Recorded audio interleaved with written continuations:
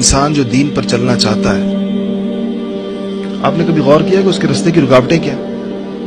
وہ آدمی جو دین پر چلنا چاہتا ہے اور پورے دین پر چلنا چاہتا ہے، اس کے راستے میں 3 رکاوٹیں ہیں۔ ہر انسان کے راستے میں 3 رکاوٹیں۔ پہلی رکاوٹ نفس کی رکاوٹ ہے۔ انسان کا نفس اس کو دین پر نہیں چلنے دیتا، اور وہ انسان کے سامنے مختلف چیزوں کو اس کے لیے زیادہ مرغوب کر دیتا ہے بنسبت دین کے۔ فجر کی نماز، ٹھنڈی ہوا، گرم بستر۔ اب نفس نے فیصلہ کرنا ہے کہ ٹھنڈی ہوا کھانی ہے، ٹھنڈے پانی سے وضو کرنا ہے، اور اب اس نیند کو چھوڑ کے مسجد جانا ہے، یا گرم بستر جس کے اندر رضائی میں دبکا ہوا ہے یہ زیادہ بہتر ہے۔ تو ظاہر بات ہے اگر وہ نفس حاوی ہے تو وہ لیٹا رہے گا، اور اگر اس کی روحانیت حاوی ہے تو اس کو نکال لے گی اور اس کو لے جائے گی، اور بہت لمبا سفر بھی طے کرائے گی۔ ایسے ہی مختلف موقع، ہر موقع پر انسان کے سامنے یہ دونوں چیزیں آتی ہیں، اور نوجوانوں کے سامنے زیادہ آتی ہیں، اس لیے کہ ان کے ہاں بہرحال جس طرح انسان کا جسم جتنا قوی ہوتا ہے اس کی نفسانیت بھی اتنی قوی ہوتی ہے۔ جب انسان بوڑھا ہوتا چلا جاتا ہے تو نفس کا زور بھی بہرحال آہستہ آہستہ ٹوٹتا چلا جاتا ہے۔ دوسری چیز جو انسان کو روکتی ہے دین پر چلنے سے وہ شیطان ہے۔ حدیثوں میں بالکل واضح آتا ہے انہ یجری کمجری الدم، کہ وہ آپ کے جسم کے اندر ایسے گھومتا ہے جیسے خون گھومتا ہے آپ کے جسم میں، اور مختلف موقعوں پر وسوسے ڈالے گا، بہکائے گا، چیزوں کو مزین کر کے پیش کرے گا۔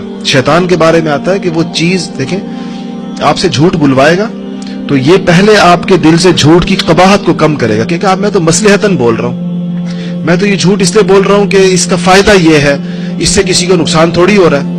مجھے ایک صاحب کہنے لگے کوئی بات میں نے ان کو سمجھائی تو مجھے کہنے لگے کہ میں جھوٹ بولتا ہوں مگر ایسا جھوٹ بولتا ہوں جس سے کسی دوسرے کا نقصان نہ ہو، جھوٹ کی وہ قسم جس میں دوسرے کے نقصان والا جھوٹ نہیں بولتا۔ تو میں نے کہا آپ کا اپنا نقصان تو ہوتا ہے ہر جھوٹ میں، کسی اور کا ہو یا نہ ہو اپنا نقصان تو ہو گیا۔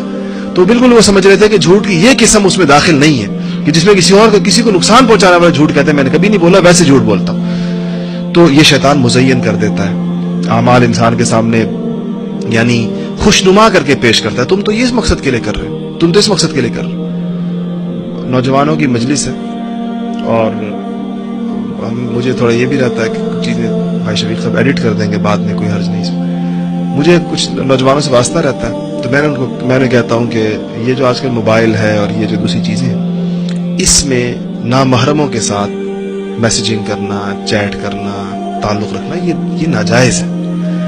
تو ایک ایسی نوجوان آتے ہیں میرے پاس، تو میں نے انہوں اپنی باتیں بتاتے ہیں، تو میں ان کو تو ان کا کہ نہیں میں اصل میں ان کی اصلاح کرتا ہوں، اصلاح کی نیت سے میں نے کچھ تعلقات رکھے ہوئے ہیں، اور میں ان کو اچھی باتیں بتاتا ہوں، اور میں ان کو دین کی باتیں بتاتا ہوں، اور میں ان کو یہ کہتا ہوں اور میں وہ کہتا ہوں۔ تو میں ان کو روکتا رہا، اور ان کو اس اصلاح کے، اس مصلح اور مرشد کے منصب سے کہ آپ جہاں پر اپنے آپ کو فائز سمجھ رہے ہیں، خیر اس کے جن نتائج اور جن مہلکات کی طرف اندیشہ تھا ان کو وہ پیش آئیں چیزیں بعد میں، اور بعد میں انہوں نے مجھ سے کہا کہ آپ نے بالکل صحیح کہا۔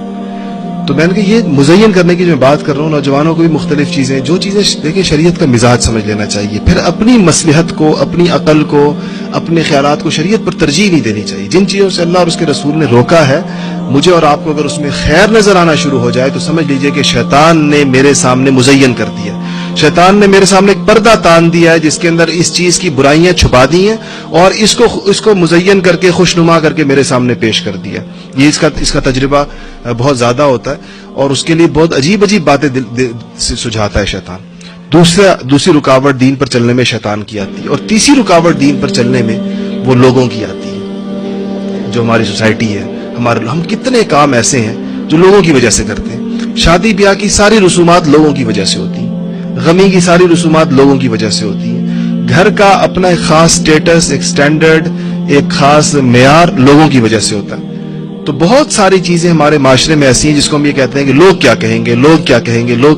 تو اگر آپ غور کریں گے تو یہ 3 رکاوٹیں، جو بندہ دین پر چلنا چاہے گا، آپ اس سے جسے نیت کر لی ہے، آپ اس سے پوچھیں گے تو آپ دیکھ لیجئے، اس کے آپ عذر سنیں تو آپ ان 3 فولڈروں میں سے کسی ایک میں ڈالیں، یہی ہوں گے۔ یا نفس کی رکاوٹ ہوگی، جو انسان کی عادتیں ہیں، یہ نفسانی چیزیں ہیں، ساری عادتیں ہیں نا، انسان نے عادت ڈال لی ہے، یہ نفس کی عادت ہوتی ہے۔